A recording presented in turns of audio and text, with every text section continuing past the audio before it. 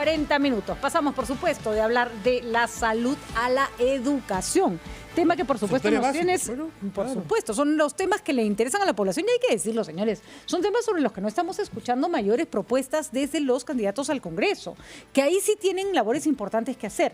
Ellos no pueden construir hospitales, pero sí pueden promover, por ejemplo, reglas para que la salud y la educación tengan ámbitos más competitivos y, por supuesto, más eficientes. Y sobre todo lo que tú dices, Ricardo. La fiscalización. La fiscalización del gasto en regiones, que es fundamental. Así es, para que los gastos en estos dos sectores fundamentales, básicos, salud y educación,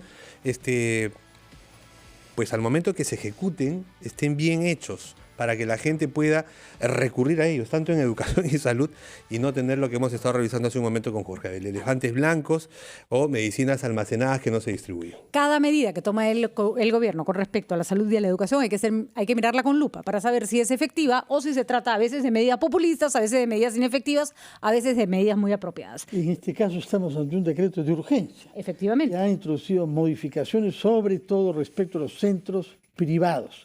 Y es muy oportuno hablar de esto porque estamos en enero, los padres se preocupan cada día más sobre a dónde inscribir a sus hijos, tienen que pagar una cuota de ingreso y hay modificaciones respecto de eso. Paul Neira, usted es un especialista en la gestión de centros educativos, así que nos interesa que nos explique cuáles son los alcances de este decreto de urgencia emitido por el Congreso. Por el gobierno, perdón, que será visto por el próximo Congreso.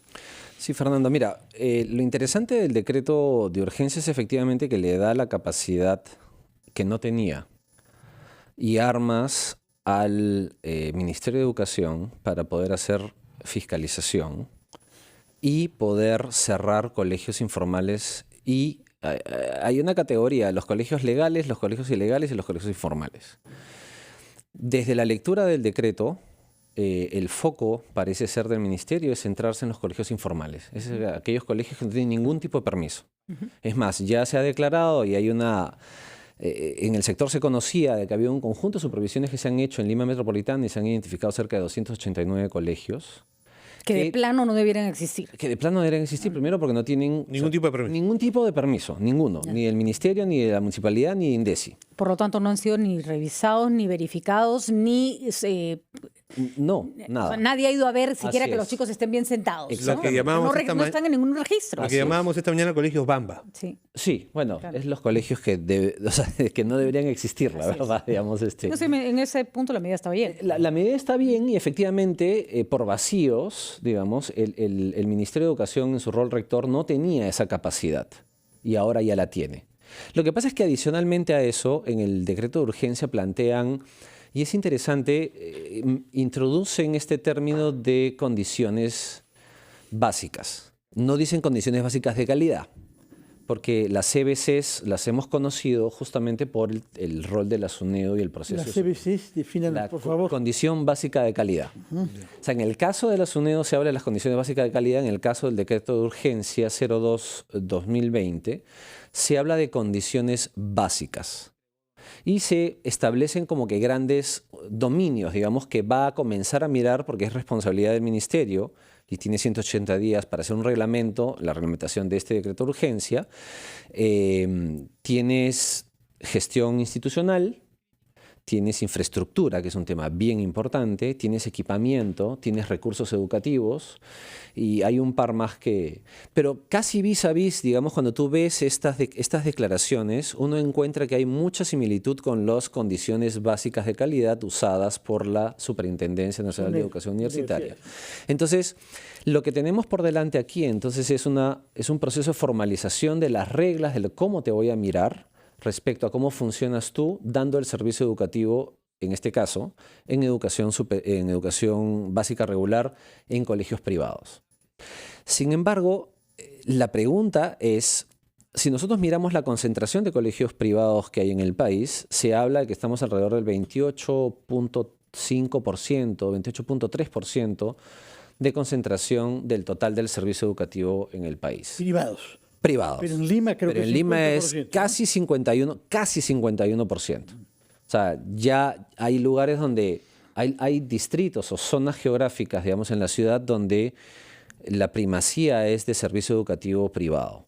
Ahí hay dos asuntos porque son importantes. Uno, no tiene nada de malo que aparezca y se oferte educación privada. Para nada. El problema es cuando calidad reemplaza a una escasez de oferta de educación pública, por un lado, y por otro lado, cuando esta no satisface mínimamente requisitos de seguridad y de calidad, que es lo que está pasando. Además, Paul, ayúdanos a entender, hay tal desacreditación de la escuela nacional, de la escuela pública, que la gente automáticamente cree que la privada es mejor. Los datos no demuestran eso necesariamente, ¿no? Taxativamente no lo demuestran. Lo que pasa es que, claro, acá estamos entrando al universo de las percepciones. Por supuesto. Y además es una discusión muy urbana. Y además, me atrevo a decir, muy urbana de un grupo muy pequeño de ciudades en el país. O sea, estamos hablando de 8, 9, máximo 10 ciudades en el país donde la oferta educativa privada tiene esa capacidad de generar esa percepción.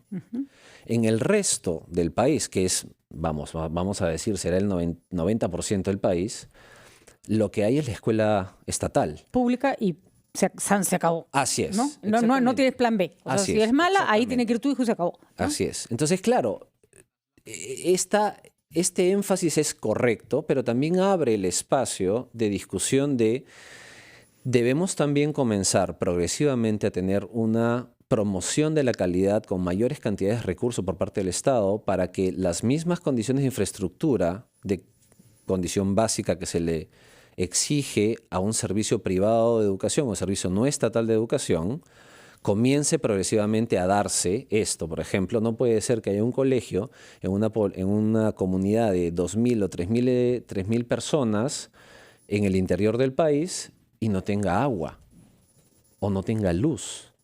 Y eso está sucediendo. ¿Qué porcentaje de escuelas privadas tienen ese problema de carencias de electricidad o agua? Cuando decía esto, me refería al servicio no estatal, al servicio público. Entonces, yo reafirmo que tiene que darse este proceso. Y es correcto, porque no puede ser que haya ese tipo de servicio dado por el privado. ¿Y ahora qué vamos a hacer con los chicos que están en esos colegios? Porque si están en esos colegios, bamba, es porque necesitan ser atendidos en una demanda de educación básica, primaria, secundaria. ¿A dónde se van? La ventaja está de que existe capacidad instalada por parte de la escuela pública que no está cubierta. Es cierto, tenemos la ocupabilidad. Radio profesores por estudiantes bajo todavía, ¿no? Y también tenemos infraestructura, o sea, tenemos aulas, tenemos equipamiento que no lo estamos usando y sacándole mayor provecho. Entonces, de nuevo una palabra clave. No debería ser difícil. Gestionar mejor lo que tenemos. Exactamente, pero además al mismo tiempo eso devuelve, y es interesante el efecto que va a volver sobre el caso del Ministerio de Educación, porque va a obligar a que los niveles de calidad que ofrece en esa infraestructura que tiene instalada logre llegar a los niveles con los cuales le aplicó al privado para cerrarlo.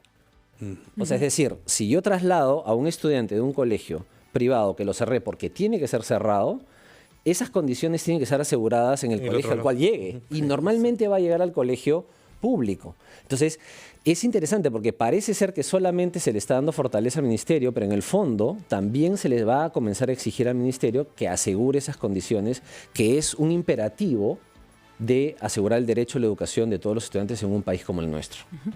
Muy bien. ¿Qué cosa pasa cuando aumentan los colegios privados y hay escuelas públicas que no tienen suficientes inscritos? Evidentemente decrecen ellos a medida que aumente el privado. Lo que sucede, y lo has mencionado tú, de que el ratio de estudiantes baja. Entonces, la inversión que hace el Estado en ese colegio que se quedó sin estudiantes sigue siendo la misma. Entonces, tenemos un muy mal uso de recursos, porque yo sigo teniendo 20 profesores que los distribuyo entre 200 estudiantes, cada profesor tiene 10 estudiantes, porque han migrado. Entonces, allí es que por eso es que digo, claro, por eso es que digo que este decreto de urgencia es súper interesante porque le da capacidad al Ministerio de Educación para cerrar lo que tiene que cerrar, pero también lo va a obligar al Ministerio de Educación a ser muy eficiente y tener que tomar decisiones complejas, que es, por ejemplo, agarrar y mover profesores de un colegio a otro para poder atender el servicio. Por supuesto. Y eso normalmente no es fácil. Así es, distribuir el recurso. Ni hablemos de zonas rurales donde ya... Exactamente. A veces hay zonas donde se pueden pasar 5 años sin que llegue un profesor. 5 años, sí. ¿No? Y acá ni nos enteramos. 8:50 minutos, gracias por interesantísimo el análisis. Y creo que hemos tenido varios análisis en estos días que coinciden en que la medida es importante, pero que tiene que ir con un refuerzo de la educación pública. No basta con cerrar y con fiscalizar la educación privada. Solo un tema más, Pati, sí es, y me parece súper interesante porque además la experiencia de la SUNEDU en las universidades privadas, de los dos tipos, las societarias y las asociativas, ha significado un ordenamiento. Entonces, esto va a dar la oportunidad para que los colegios, que si bien tienen prestigio, son buenos, se ordenen mejor. Así es. Y eso va a ser una cosa buena para todo el mundo. Muy bien, sobre todo para los chicos, que son el centro de esta preocupación. 8:51 minutos, vamos a una pausa, regresamos.